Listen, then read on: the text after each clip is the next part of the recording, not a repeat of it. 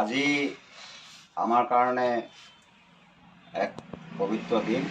আজি মাৰ্ঘেটাৰ সমষ্টি আমাৰ মৰমৰ বিধায়ক ডাঙৰীয়া শ্ৰীযুত ভাস্কৰ শৰ্মা ডাঙৰীয়াৰ জীয়াৰী ঐশানী শৰ্মাৰ আজি উপজা দিন। আমি এই উপজা দিনটোত আমি ইয়াত উপস্থিত হৈ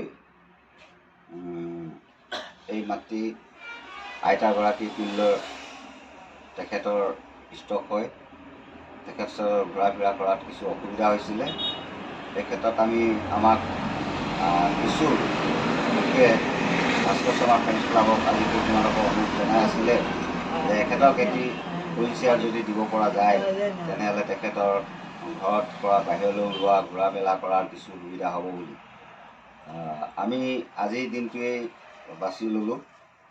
যিহেতু আজি আমাৰ মৰমৰ বিধায়ক ডাঙৰীয়াৰ আৰু নামচাং শৰ্মাৰ একমাত্ৰ লোহিতা ঐশানী শৰ্মাৰ উপজা দিন। এই উপজা দিন উপলক্ষেই মূলতঃ কেন্দ্ৰ কৰি আমি এই সুবিধাটো আজি গ্ৰহণ কৰিলোঁ।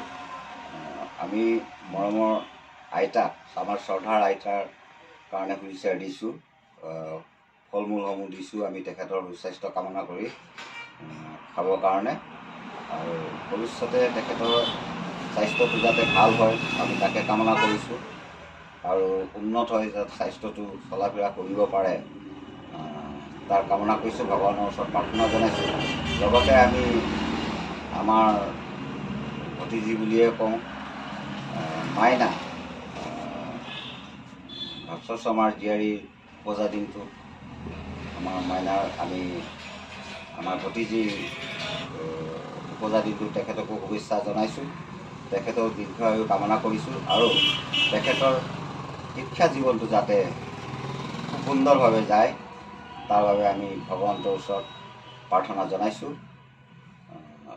ইয়াকে কৈছোঁ। বাইদেউ আইতাগৰাকীয়ে আৰু দুই এটা কথা কৈছে আমাক, স্বাস্থ্যৰ কথা, দুই এটা কাপোৰ কানিৰ কথা আমি তাত দিয়াৰ ব্যৱস্থা কৰিম। আৰু আমি ইয়াত আজি উপস্থিত হৈছোঁ আমাৰ বিধায়কৰ কাৰ্যালয় ঘৰৰ যিসকল বিধায়কৰ পৰিয়ালৰ নিচিনা সদস্যসকল আছে সেই সদস্যসকলক লৈ আমি ভাস্কৰ শৰ্মা ফ্ৰেণ্ডছ ক্লাব আজি ইয়াত উপস্থিত হৈ আমাৰ যি ক্ষুদ্ৰ এক প্ৰয়াস ৰাইজৰ হকে কাম কৰাৰ তাক চেষ্টা কৰিছোঁ আৰু এইখিনিকে কৈ সামৰণি মাৰিছোঁ।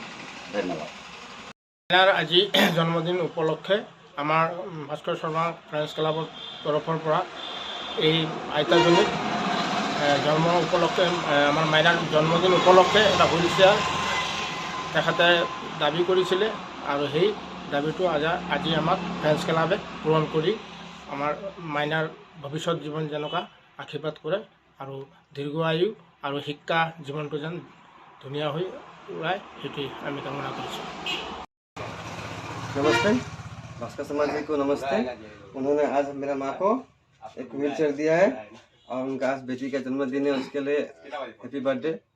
और आज मतलब अच्छा लगा, मतलब